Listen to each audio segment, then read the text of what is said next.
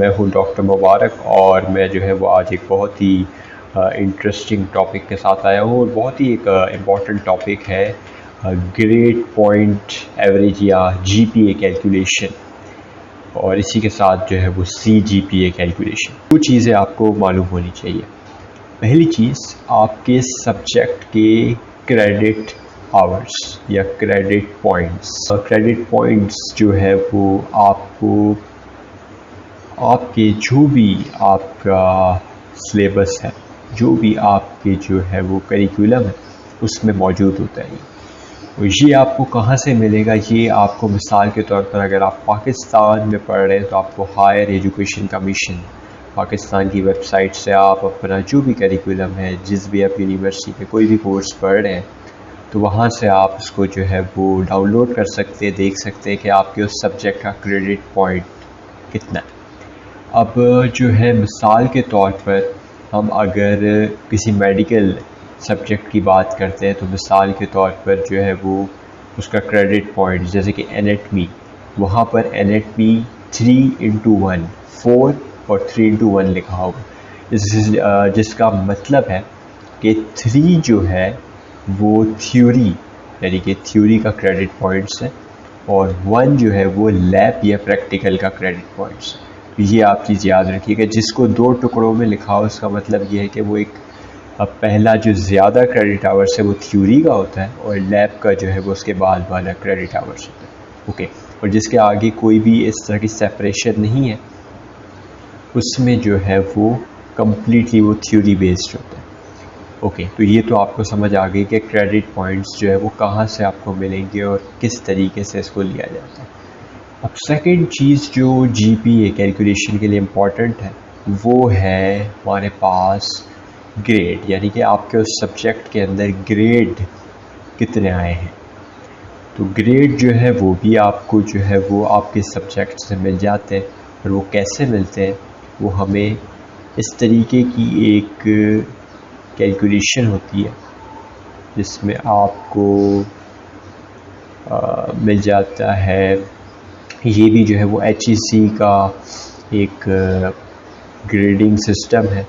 अगर जो है वो इस पर भी डिपेंड करता है कि अगर आपके जो ग्रेड पॉइंट्स हैं, ज़रूरी नहीं है वो 4 आउट ऑफ हो सकता है आपके 5 आउट ऑफ हो, और ये भी हमेशा थोड़ा सा वेरी करता है। तो ये आप डिपेंड करता है कि आपकी यूनिवर्सिटी किस उसको फॉलो कर रही है।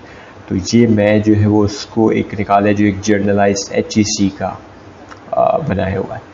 ओके, तो यहाँ पर हमारे पास ग्रेड्स लिखे हुए हैं, यहाँ पर जा रहा है ग्रेड्स लिखे हुए हैं और ग्रेड्स के साथ हमारे पास यहाँ पर ग्रेड पॉइंट्स लिखे हुए हैं।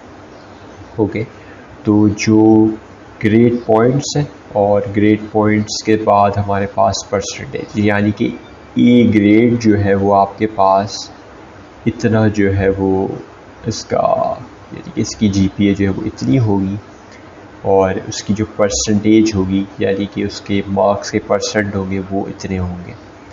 तो मिसाल के तौर पर आप जो है वो ये अज्यूम करते हैं कि हमारे पास ये 4 सब्जेक्ट्स हैं और 4 सब्जेक्ट्स जो हैं उसमें हमारे पास एनाटॉमी थ्योरी और प्रैक्टिकल को लैब को हमने अलग कर लिया है, इंग्लिश है और सोशियोलॉजी। ओके, तो हमने जो है वो क्रेडिट पॉइंट्स इसके निकाल लिए हैं। जो क्रेडिट पॉइंट्स एक अज्यूम किया है कि ये इनके क्रेडिट पॉइंट्स हैं। ओके, इसके बाद हमने जो है वो अज्यूम किया है कि हमें जो है वो ये ग्रेड्स मिले हैं इस सब्जेक्ट्स में। ग्रेड जो है मिसाल के तौर पर अगर बी ग्रेड आपको मिला है तो आपके जो मार्क्स के परसेंटेज है 100 आउट ऑफ वो इतने दरमियान होने चाहिए, 71 से 74 के दरमियान, और बाकी आप खुद देख सकते हैं। ओके, तो ग्रेड पॉइंट्स आपको निकालने होंगे। सबसे पहले ग्रेड पॉइंट्स जब आप निकालेंगे तो ग्रेड पॉइंट्स आप निकालेंगे कैसे? ग्रेड पॉइंट्स निकालने के लिए बहुत ही सिंपल तरीका है। क्रेडिट पॉइंट्स को हम मल्टीप्लाई करेंगे ग्रेड के पॉइंट से। ग्रेड का जो पॉइंट है वो कैसे कैलकुलेट किया जाता है? मिसाल के तौर पर आपका बी ग्रेड आया है तो बी ग्रेड के यहाँ पर ये जो आपको वैल्यूज़ नज़र आ रही है इसके जो सबसे ऊपर वाला है वो आप वो ले सकते हैं, 3 को कंसीडर कर सकते हैं, यानी कि 3 × 3 9, और इसी तरह एक और जो है वो 4 × 1 2×3, 1×2 और इसी तरीके से ये जो आपके पास ग्रेड पॉइंट्स आ गए हैं और इसका सम आपने निकाल लिया और क्रेडिट पॉइंट्स का आपने सम निकाल लिया, यानी कि हमारे पास दो वैल्यूज़ आ गई हैं।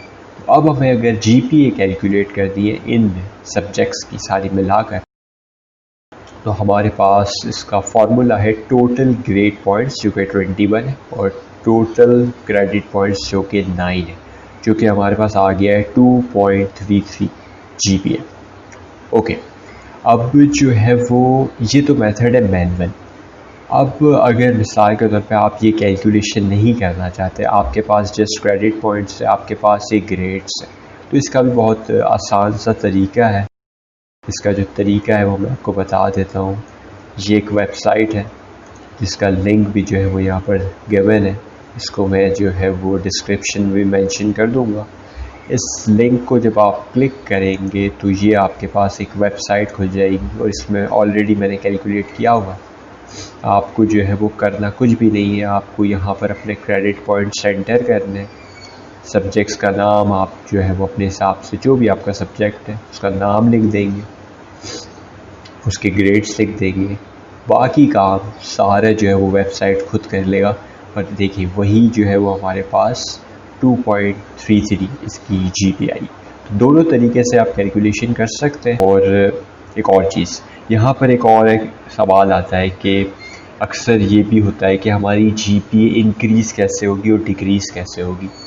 ऑब्वियसली सी बात है, जिस सब्जेक्ट का क्रेडिट पॉइंट ज़्यादा होगा उसमें ग्रेड अच्छे आने का मतलब है आपकी GPA इम्प्रूव होने का चांस ज़्यादा अच्छा है और वो आपकी जो GPA बनेगी उस पर इफ़ेक्ट ज़्यादा डालेगा। बनिस्बत अगर आपका सब्जेक्ट इसका क्रेडिट पॉइंट कम है तो उसमें अगर आप ग्रेड कम लेते हैं तो उसका इफ़ेक्ट उतना कम होगा।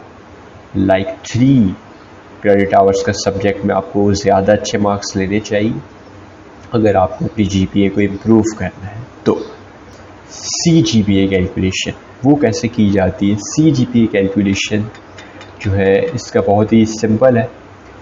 CGPA यानी कि क्यूमुलेटिव ग्रेड पॉइंट एवरेज। तो इसको बेसिकली निकालने के लिए कम से कम 2 सेमेस्टर की GPA आपके पास होनी चाहिए, तो ही आपका क्यूमुलेटिव निकलेगा। और यहाँ पर हम अज्यूम करते हैं कि हमारे पास 3 सेमेस्टर की GPA मौजूद है जो कि हमने यहाँ पर मेंशन की हुई है। इसके अलावा क्रेडिट पॉइंट्स होने चाहिए, क्रेडिट आवर्स होने चाहिए। क्रेडिट आवर्स जो है बेसिकली ये टोटल हमने कर लिया है फर्स्ट सेमेस्टर में 9, 11, 16 और इसी तरीके से फिर हम एक चीज़ निकालेंगे जिसे कहते हैं weight point average. Weight point average जो है वो हमारे पास ऐसे कैलकुलेट किया जाता है, credit hours multiply by GPA। तो ये हमारे पास रिजल्ट आ जाता है और देन हम इसको सम कर लेंगे और इसको भी सम कर लेंगे। तो CGPA निकालने का जो फॉर्मूला है वो है sum of weight point average divided by sum of credit hours.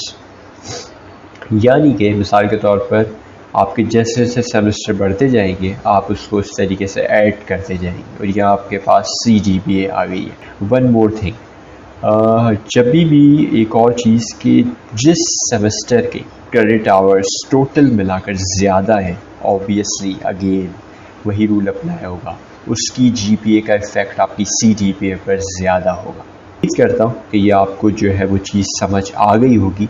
अगर आपको ये चीज़ समझ नहीं आई तो आप जो है वो ज़रूर कमेंट्स में पूछ सकते हैं। आप कोई भी सवाल हो आप ज़रूर जो है वो मेंशन कर सकते हैं और कमेंट्स में जो है वो ज़रूर बताइए। अपना बहुत सारा ख्याल रखिएगा। अल्लाह हाफ़िज़।